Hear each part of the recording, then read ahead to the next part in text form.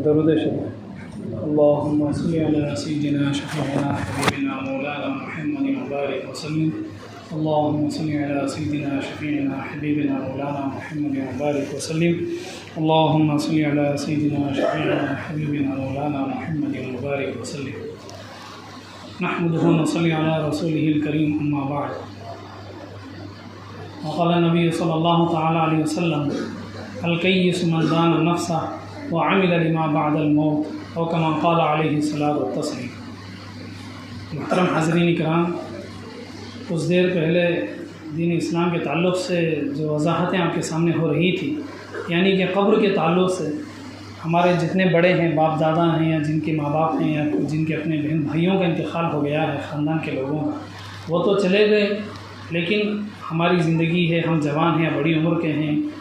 لیکن ایک وقت ہر انسان کا وقت مقرر ہے. لیکن خبر کے بارے میں اگر ہم جان لیں گے، اگر ہم کچھ عبادتیں کر لیں گے، ہم سے جو گناہ ہیں انہیں چھوڑنے کا ارادہ کر لیں گے،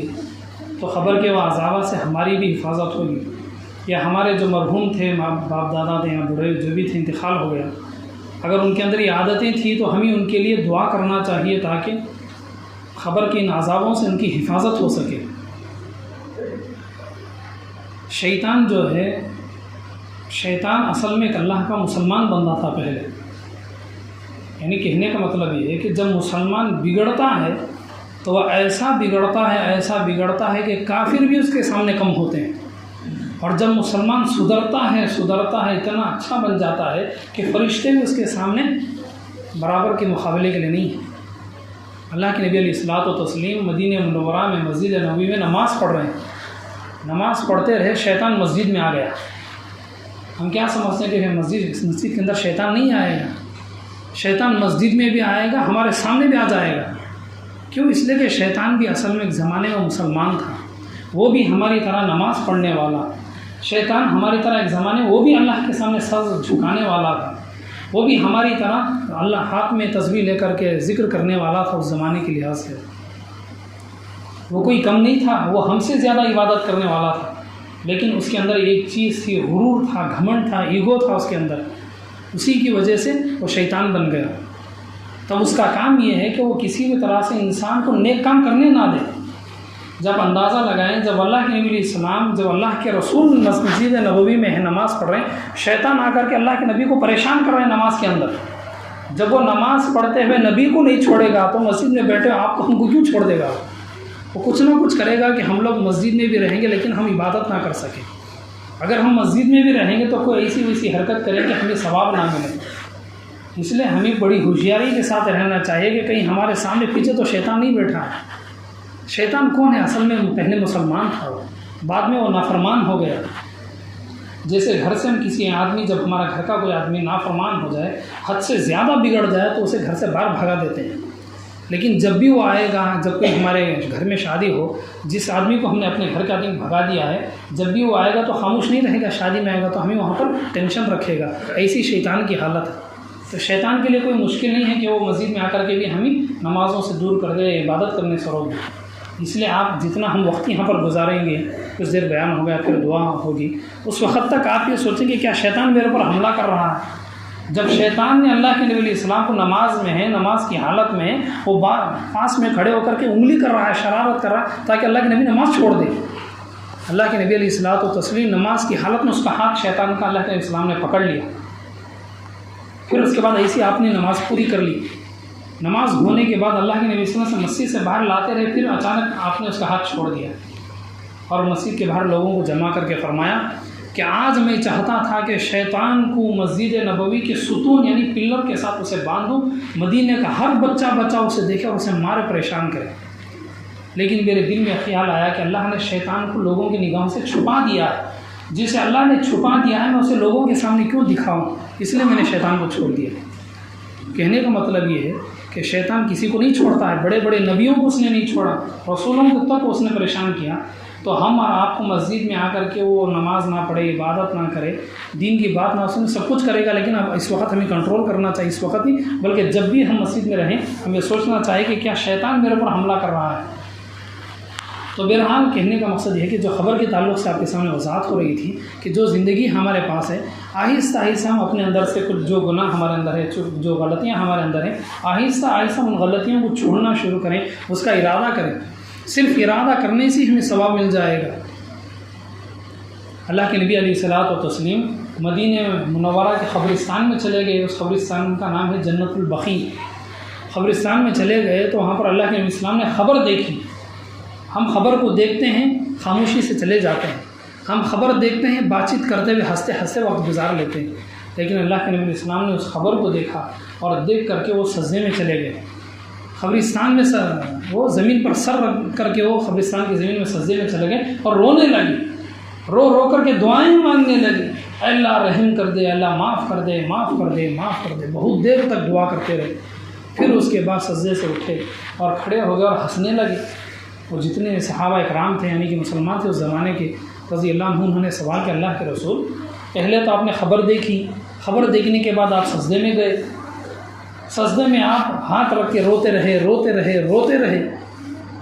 اور پھر آپ کھڑے ہو کر کے آپ ہنسنے لگے۔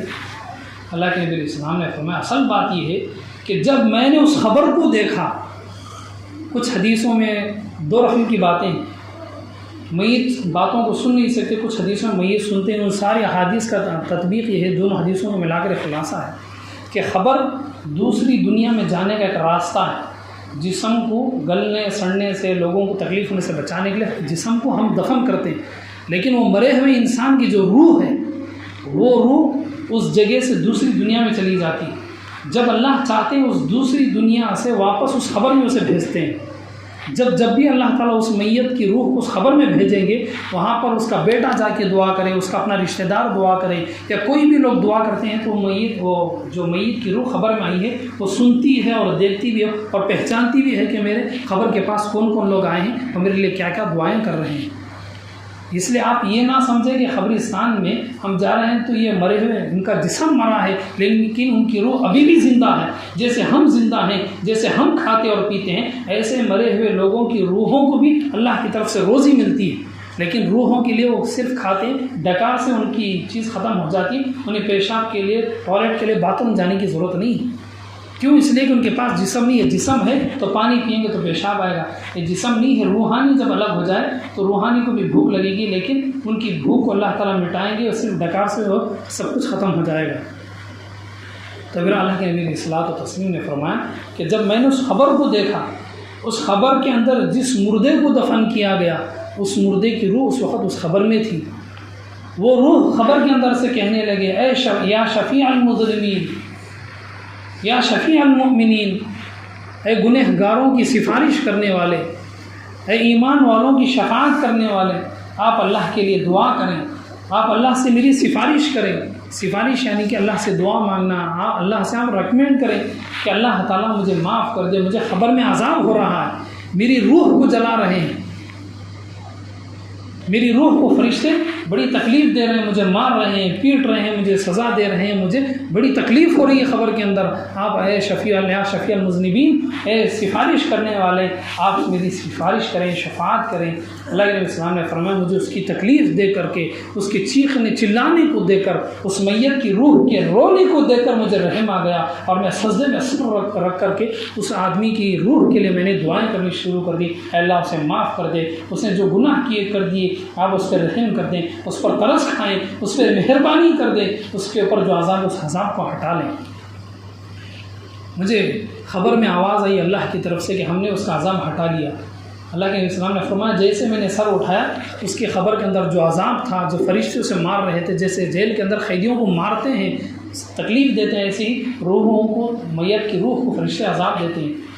تو اس کا عذاب ختم ہو گیا، بڑی روح بڑی آرام کے ساتھ ہے، خوشی کے ساتھ ہے۔ اللہ کے نبی علیہ السلام نے فرمایا یہ جو مسلمان ہے، اس خبر کے اندر جو دفن ہوا مردہ ہے، اس کی روح کو جو تکلیف ہو رہی ہے، جو سزا اسے مل رہی مرنے کے بعد، وہ اس لیے کہ اس کی زبان بد زبانی تھی، اس کے زبان سے لوگوں کو تکلیف ہوتی تھی، اس کی زبان کی وجہ سے لوگوں کو پریشانی ہوتی تھی، اس کی وجہ سے اللہ تعالیٰ سے خبر کے اندر سزا دے رہے ہیں۔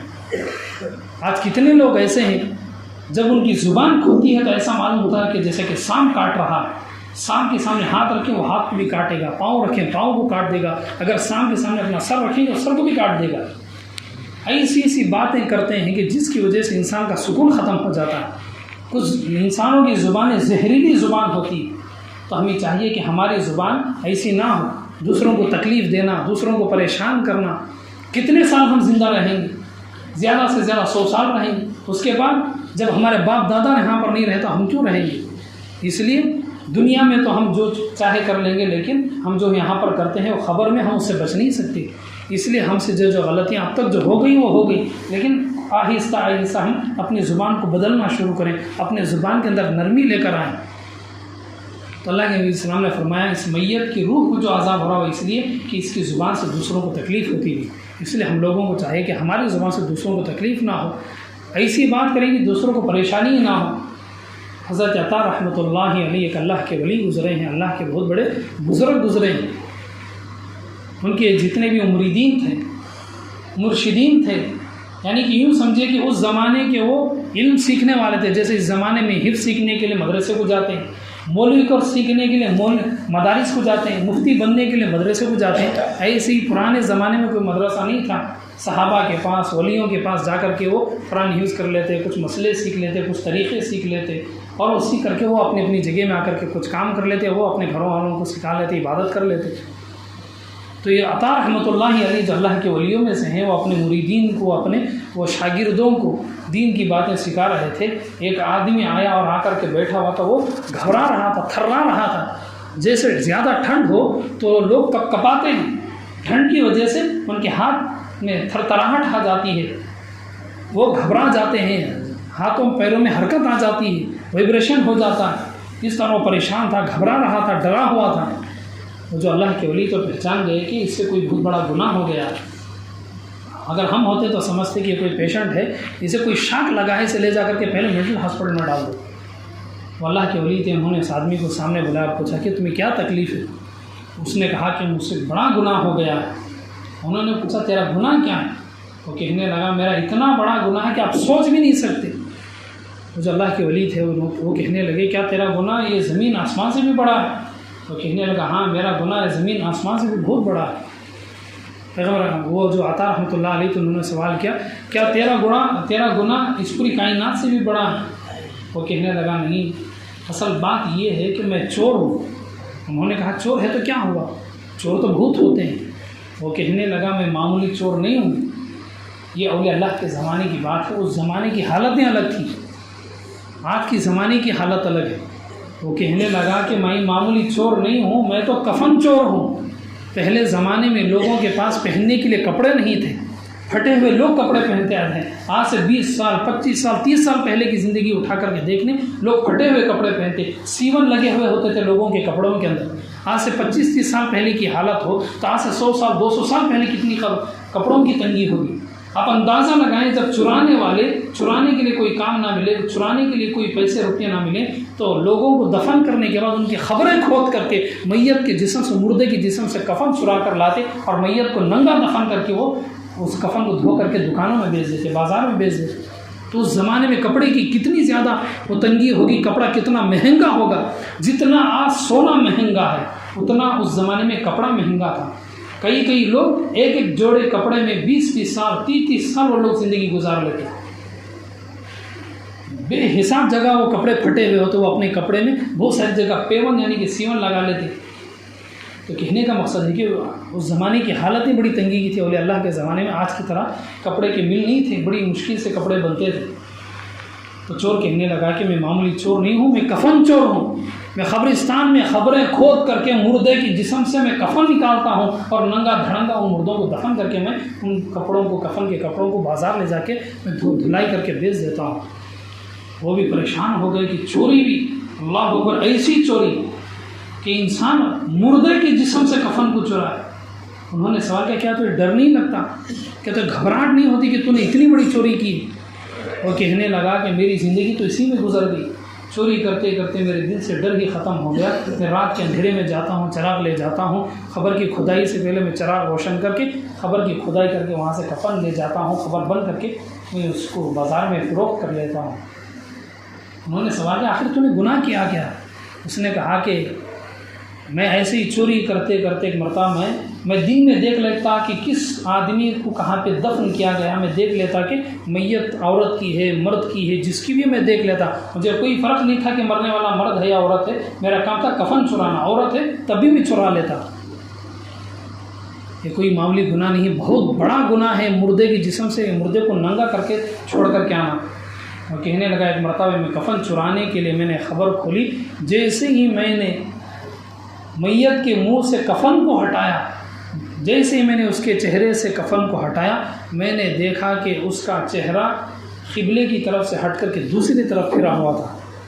میں نے زندگی میں کسی مردے کو نہیں دیکھا جس کا چہرہ قبلے سے ہٹ کر کے دوسری طرف چلا گیا ہو، جبکہ لوگوں نے اسے قبلے کی طرف منہ کر کے دفنایا تھا، قبلے کی طرف اسے رخ کر کے انہوں نے سلایا تھا، لیکن یہ دوسری طرف مڑ گیا، اس کا چہرہ دوسری طرف ہو گیا۔ میں پریشان ہوا، میں کفن اٹھانے کے بجائے جلدی سے مٹی ڈھکل کر کے جیسی بھاگنے لگا، آسمان سے ایک آواز آئی، اے وہ انسان، یہ وہ گنہگار انسان ہے جو خبر میں ہے، یہ اسے اس گناہ کی سزا ملی، اس نے اپنی زندگی میں اس نے نماز کو حقیر سمجھا، نماز کو اس نے حقارت سے دیکھا، اس نے نماز کو ہلکا سمجھا، اس لیے جو انسان اپنی زندگی میں نماز کو حقارت کرے، نماز کو حقیر سمجھے، نماز کو ہلکا سمجھے، جو دنیا میں نماز نہ پڑھے، اسے خبر میں اپنا منہ قبلے کی طرف کرنے کی اجازت نہیں۔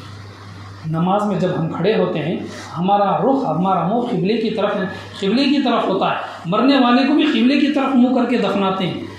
تو جو آسمان سے آواز تھی وہ یہ تھی کہ جس نے زندگی میں نماز میں جو منہ ہوتا ہے وہ قبلے کی طرف ہوتا ہے، اس نے نماز کا مذاق اڑایا، اس کے لیے حق نہیں ہے کہ اس کا منہ قبلے کی طرف رہے، اس لیے اس کا منہ دوسری طرف پھرا دیا گیا۔ تو اس لیے کہنے کا مطلب یہ ہے کہ یہ جو گناہ ہے، نماز کو حقیر سمجھنا، نماز کی حقارت کرنا، جمعے کی نماز کا مذاق اڑانا، تراویح کی نماز کا مذاق اڑانا، دوسری نمازوں کا مذاق، اگر ہم کوئی نیکی نہیں کرتے تو خاموش ہو جائے، اس کا مذاق نہ اڑائیں، یہ بہت بڑا، ایک تو نیکی نہ کریں، اوپر سے اس نیکی کا مذاق اڑانے بہت بڑا گناہ ہے۔ تو ہمیں کبھی بھی کوئی بھی عبادت ہو، اگر ہم کسی وجہ سے اس میں دیری کر رہے ہیں، سستی کر رہے ہیں، تو ہم اس عبادت کا مذاق نہ اڑائیں۔ اس آدمی نے مذاق اڑایا، اللہ تعالیٰ نے خبر میں اس کا منہ قبلے سے ہٹا کر کے دوسری طرف کر دیا کہ جس بندے نے زندہ رہ کر کے قبلے کی طرف منہ نہیں کیا، اسے یہ حق نہیں ہے کہ وہ مرنے کے بعد بھی اس کا منہ قبلے کی طرف رہے۔ اللہ تعالیٰ اس کے منہ کو دوسری طرف گھما دیا۔ وہ کفن چور کہنے لگا، کچھ دنوں تک میرے اندر ایک گھبراہٹ تھی، ڈر تھا،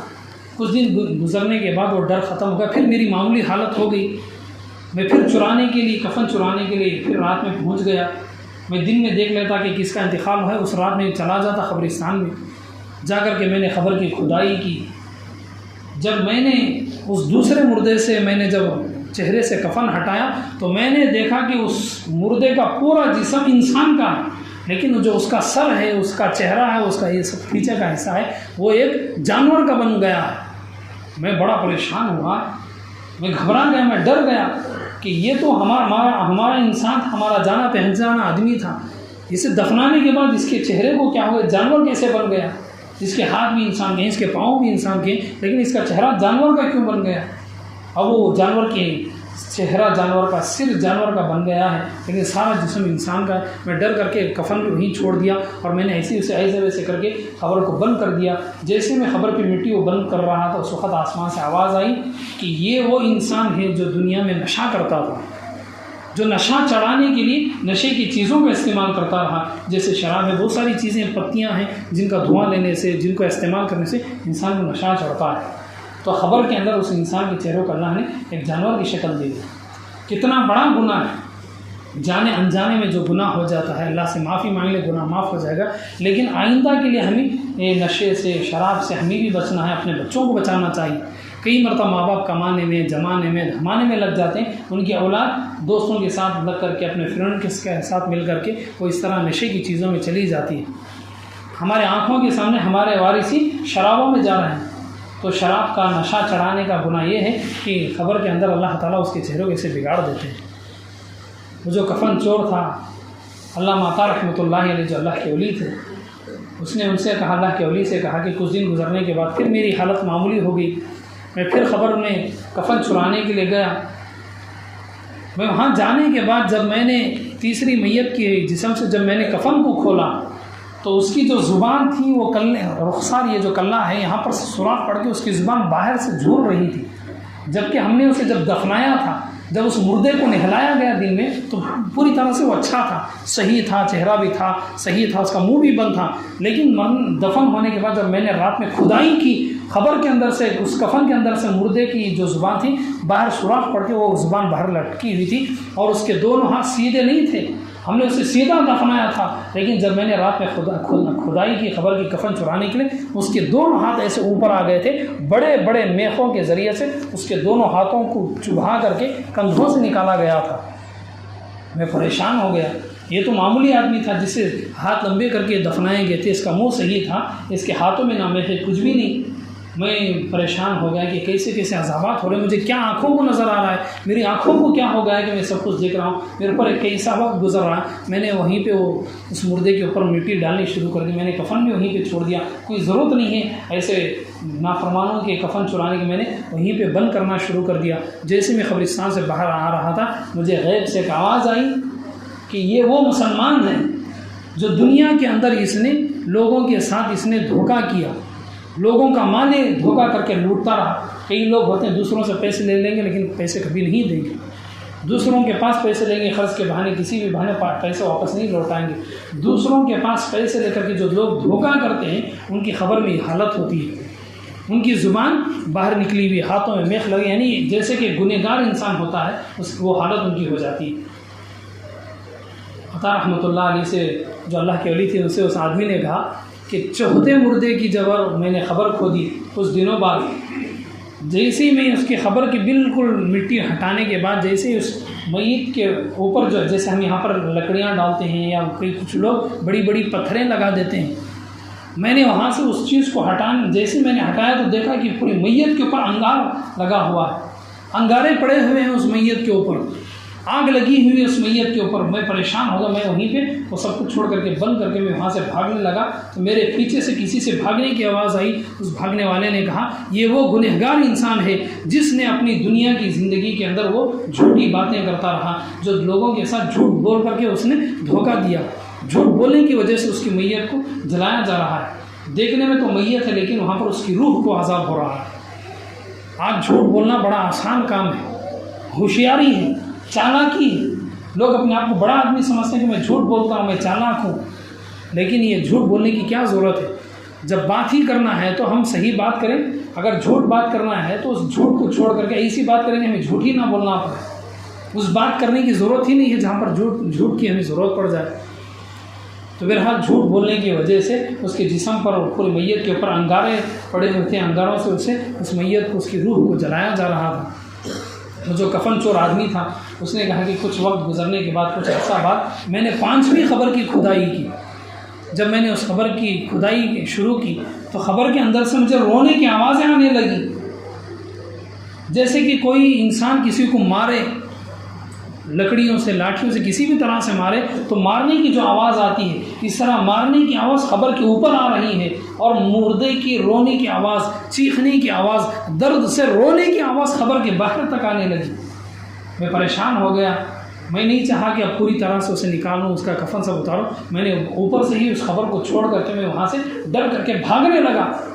کہ خبر کے اندر میت زندہ ہو گئی ہے، خبر کے اندر سے میت رو رہی ہے، خبر کے اندر کا مردہ اسے مارا جا رہا ہے، اسے پیٹا جا رہا ہے، وہ اپنے درد کی وجہ سے، مار کھانے کی وجہ سے رو رو کے وہ آوازیں نکال رہا ہے۔ میں پریشان ہو کر کے جب قبرستان سے باہر نکل رہا تھا، مجھے غیب سے آواز آئی، یہ وہ انسان تھا جو دنیا میں کھیل کے ذریعے سے اس نے زندگی گزاری۔ کھیل جیسے پتے کھیلنا ہے، جس میں شرطہ شرطی لگا کر کے جو پیسے کھیلتے ہیں، جس میں کرکٹ بھی آ جائے گا، ہر وہ کھیل جس میں پیسے لگاتے ہیں وہ کھیل اسی میں آ جائے گا۔ آج شرطہ شرطی کر کے بہت سارے گیم کھیلے جاتے ہیں کہ ہارنے والا جیتنے والے کو پیسے دے گا، کرکٹ ہو، فٹ بال ہو، والی بال ہو، فون میں گیم بھی کھیلتے ہیں۔ اور نوجوانوں کا کام ہو گیا کہ اپنے اپنے گھر کے اندر، اپنے اپنے دکانوں میں دور دور سے لوگ بیٹھیں گے، ایک ساتھ وہ گیم کھیلیں گے، ہارنے والا جیتنے والے کو پیسے دے۔ اگر پیسے نہیں ہیں تو ہر کھیل جائز ہے، پتے جو کھیلتے ہیں اس میں بھی یہی تو ہوتا ہے، ہارنے والا جیتنے والے کو پیسے دے گا۔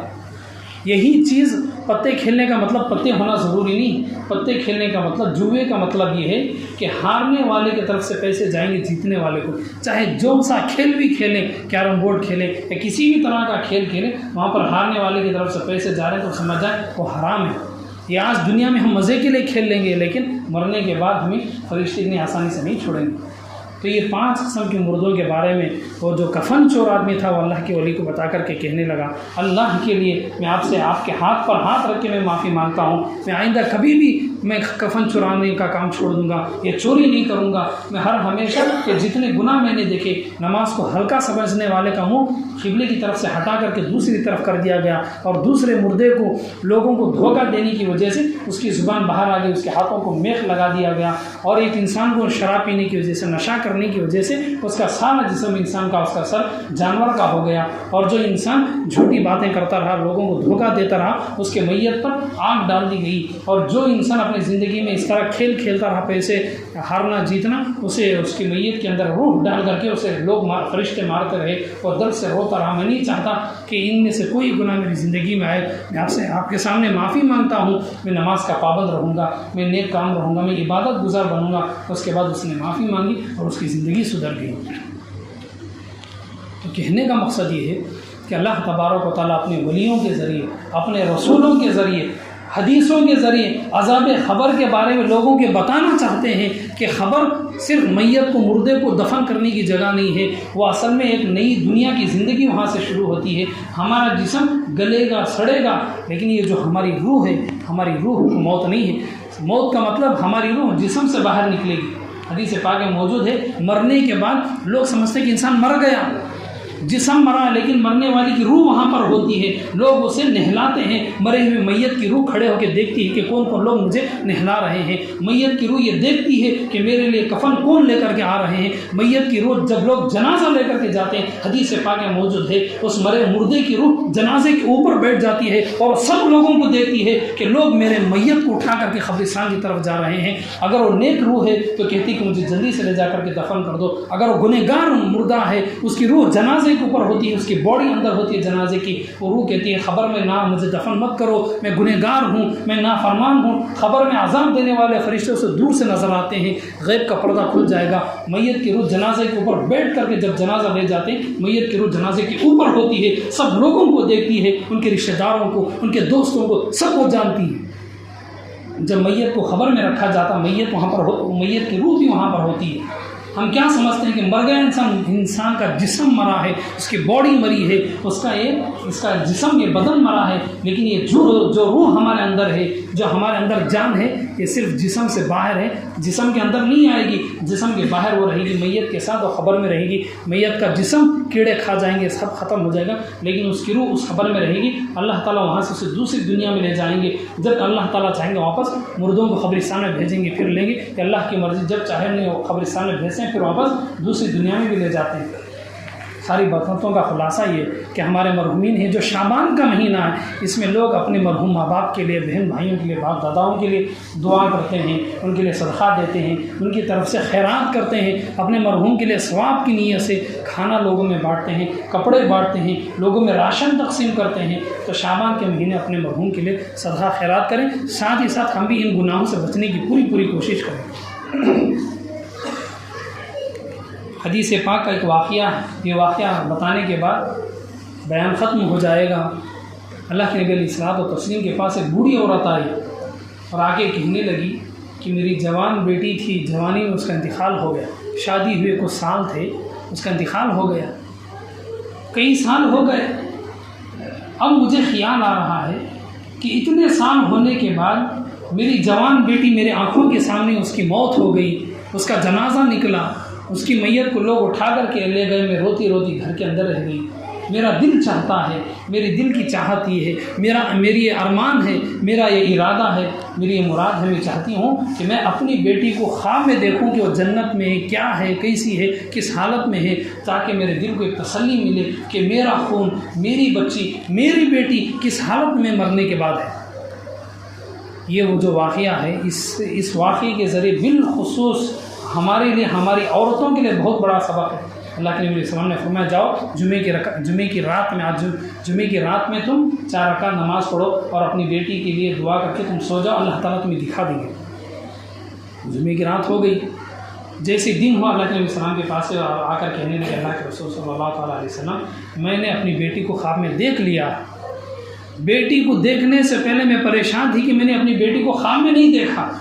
دیکھنے کے بعد میں اور زیادہ گھبرا گئی ہوں اور زیادہ تکلیف میں ہوں کہ اس لیے کہ میری بیٹی کی اتنی بری حالت میں ہے اور وہ جنت میں نہیں بلکہ دوزخ کے اندر ہے۔ میری بیٹی نے سب کچھ بتا دیا کہ اس سے کیا کیا گناہ ہوئے، کیا گناہوں کی وجہ سے اسے دوزخ میں عذاب ہو رہا ہے۔ اس نے مجھے بتا دیا جاؤ جا کے اللہ کے نبی سے بتاؤ، اللہ کے نبی کی مجھے دعا چاہیے، مجھے جہنم میں ڈال دیا گیا ہے، میرے گناہوں کی وجہ سے مجھے دوزخ میں بھیجا گیا ہے۔ میں ایک مسلمان عورت ہو کر کے، ایک ایمان والی عورت ہو کر کے میں دوزخ کے اندر ہوں، میرے گناہوں کی وجہ سے مجھے نبی کی دعا کی ضرورت ہے۔ اس نے اپنے گناہ مجھے بتا دیے، جا کر کے عورتوں کو بتا دو کہ ساری عورتوں ان گناہوں کو چھوڑ دیں اور ان کو وہ مرنے کے بعد عورتوں کا عذاب نہ ہو۔ اور بوڑھی عورت کہنے لگی، میں نے اپنی بیٹی سے پوچھا کہ سب سے پہلے میں نے سوال کیا تو دوزخ میں کیوں گئی؟ میری بیٹی کہنے لگی، اے ماں تو جانتی ہی ہے میرے اندر سستی تھی، لاپرواہی تھی، میری سستی کی وجہ سے میں نماز میں دیر کرتی رہی، یہاں تک کہ نماز کا وقت ہو جاتا میں نمازوں کو چھوڑ دیتی، میں نماز ہی نہیں پڑھتی تھی سستی کی وجہ سے۔ نماز چھوڑنے کی وجہ سے مجھے دوزخ میں ڈال دیا گیا، صرف نماز چھوڑنے کی وجہ سے دوزخ میں اسے بھیج دیا گیا۔ پھر اس کے بعد فرشتے اس کے سر کے اوپر آگ کے انگارے اٹھا کر کے اس کی روح کے اوپر ڈالو، جیسے زندہ انسان کو جلائیں تو جو تکلیف ہوتی ہے اس کی روح کو بھی وہی تکلیف ہوتی ہے۔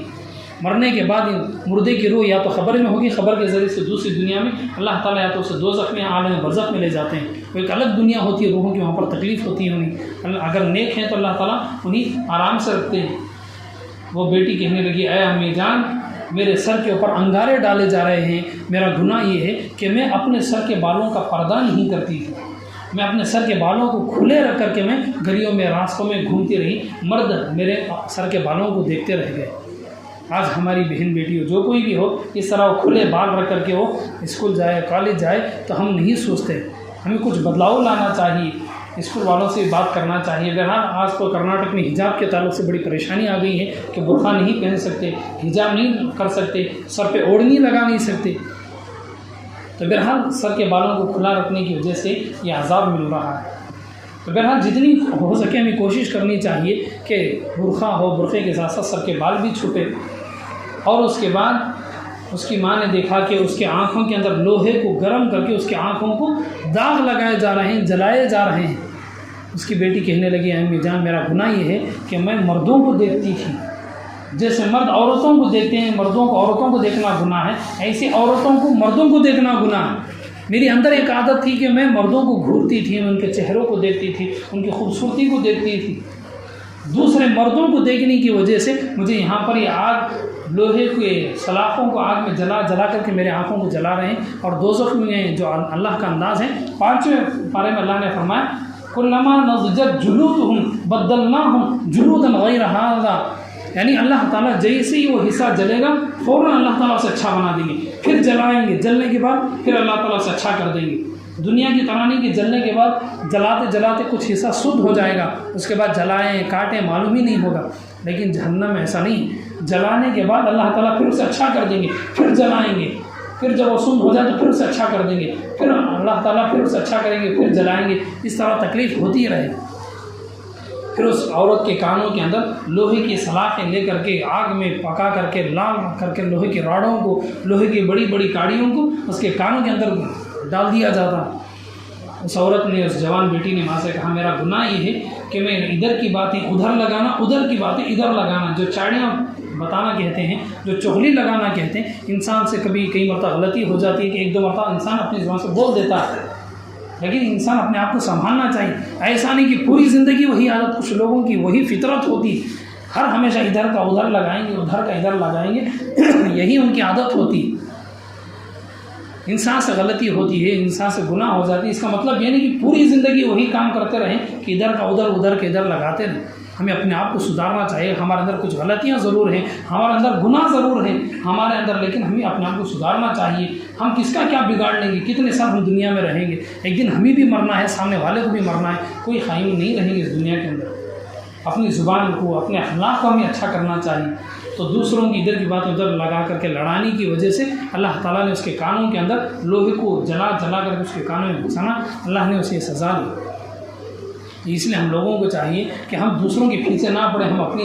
آپ کو سدھاریں، اپنے بچوں کو سدھاریں، اپنے گھر کے لوگوں کو ہم سدھاریں۔ گھر کے لوگوں کو چھوڑ کر کے ساری دنیا کی فکر ہے، ساری دنیا سے باخبر، اپنے گھر سے بے خبر۔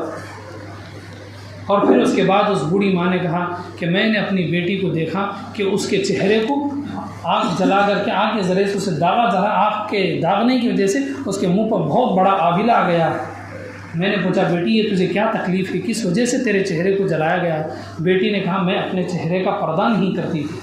میں مردوں کے سامنے چہرے کو کھلا رکھ کے چلی جاتی، یعنی وہ عورت جسم کو تو برقعے سے چھپا لیتی لیکن اپنے چہرے کو کھلا رکھتی، اپنے بالن کو کھلا رکھتی۔ کچھ لوگ ہوتی ہیں عورتیں برقعہ پہننے کے بعد اپنے چہرے کو کھلا رکھ لیتی ہیں۔ وہ بیٹی کہنے لگی ماں سے امی جان میں پردہ کرنے کے بعد برقعہ پہننے کے بعد اپنے چہرے کو کھلا رکھ کے مردوں کے سامنے آ جاتی، مردوں کے راستوں میں چلی جاتی، مرد میرے چہرے کو دیکھتے، میں نے چہرے کا پردہ نہیں کیا، اس کی وجہ سے میرے چہرے کو جلا جلا کر کے میرے چہرے پر بہت بڑا آبلہ آ گیا۔ اگر چونٹی کاٹ لے، ناک میں چونٹی چلی جائے تو اچھا انسان گھبرا جاتا ہے، کسی کے کان میں چونٹی چلی جائے سویا ہوا انسان اٹھ کر کے بیٹھ جاتا ہے، ڈر جاتا ہے۔ جب چہرے کو جلایا جائے گا کتنی بڑی تکلیف ہوگی، اس لیے ہمیں اپنے گھر کے اندر ایک ماحول بنانا چاہیے، نقاب لگانا چاہیے، ہماری ماں ہو، بہن ہو، بیٹی ہو، بیوی ہو، انہیں بتانا چاہیے کہ مرنے کے بعد بہت سارے ایسے عذابات ہیں۔ پھر اس کے بعد ماں نے کہا میں نے اپنی بیٹی کو دیکھا کہ اس کا پیٹ بہت بڑا ہو گیا اور وہ اتنا بڑا ہے کہ پیٹ کے بڑے ہونے کی وجہ سے چل بھی نہیں سکتی، اسی وزن کی وجہ سے جہاں پہ کھڑی ہوتی وہیں پہ گر جاتی ہے، اور اوپر سے فرشتے ستا بھی رہے ہیں، پریشان کر رہے ہیں۔ میں نے پوچھا بیٹی سے کہ تیرا پیٹ کیوں اتنا بڑا ہو گیا؟ تو جوانی ہی تھی، تیری جوانی تھی تو بڑی خوبصورت تھی، بڑی اچھی تھی، دبلی پتلی سی تھی، مرنے کے بعد تیرا پیٹ اتنا بڑا کیوں ہو گیا؟ اس کی جوان بیٹی کہنے لگی اصل بات یہ ہے کہ میں اپنی زندگی میں آپ کو بتایا بغیر حرام کی کمائی کھا لیتی، میں نے جو حرام کھایا ہے وہ حرام کے پیسے، حرام کے لقمے میرے پیٹ کے اندر جا کر کے وہ سانپ بن گئے ہیں، بچھو بن کر کے میرے پیٹ کے اندر وہ کاٹ رہے ہیں، مجھے ڈنک مار رہے ہیں، اس کے وہ درد کی وجہ سے میرا پیٹ بڑا ہوتا ہی چلا جا رہا ہے۔ جیسے چونٹی کاٹ دے تو وہ جگہ بڑا ہو جاتا ہے، کسی بھی جگہ چونٹی مکوڑا کاٹ دے تو وہ چیز بڑا ہو جاتا ہے، سانپ کاٹ دے تو پاؤں ہاتھ پھول جاتے ہیں، بڑے ہو جاتے ہیں، تو سانپوں کے بچھوؤں کے کاٹنے سے اس کا پیٹ بڑا ہوتا چلا گیا۔ کہ کوئی ماں اوپر سے سانپ کاٹے تو لوگوں کا جینا مشکل ہے، اگر وہی سانپ انسان کے پیٹ کے اندر چلا جائے، پیٹ کے اندر کی جو تکلیفیں اندر نازک ہوتا ہے وہ تکلیف ہے حرام مال کھانے کی۔ تو ہمیں کوشش کرنا چاہیے کہ ہماری زندگی اب تک جیسے گزری تو گزری، لیکن اب ہمیں چاہیے کہ ہماری باقی زندگی میں کوشش کر کے آہستہ آہستہ جو ہماری زندگی میں جو کمائی کے غلط طریقے حرام سے آہستہ آہستہ ہمیں انہیں ہٹانا چاہیے، ہمیں سدھرنا چاہیے۔ کیوں؟ اس لیے کہ ایک دن ہر انسان کے پر موت آئے گی، مرنے کے بعد اپنے کیے ہوئے کا جواب دینا پڑے گا۔ آہستہ آہستہ ہمیں اپنے آپ کو بدلنا چاہیے، اپنے آپ کو سدھارنا چاہیے۔ اللہ تعالیٰ سے دعا ہے کہ اللہ تعالیٰ ہمارے جتنے بھی باپ دادا ہیں، مرحومین ہیں، خاندان کے مرحومین ہیں، جس طرح کے بھی ہمارے خاندان کے مرحومین عورتیں تھیں یا پھر مرد حضرات ہیں، جو بھی ان سے گناہ ہو گیا، اللہ تعالیٰ خبروں ان کی مغفرت فرمائے، خبر کے عذاب سے ہمارے خاندان کے سارے دنیا کے مرحومین کی اللہ تعالیٰ حفاظت فرمائے، اور اللہ تعالیٰ ہمیں بھی نیک بنائے، خبر کے عذاب سے اللہ تعالیٰ ہماری حفاظت فرمائے۔ آمین وآخر دعوانا الحمد للہ رب العالمین۔ دعا کر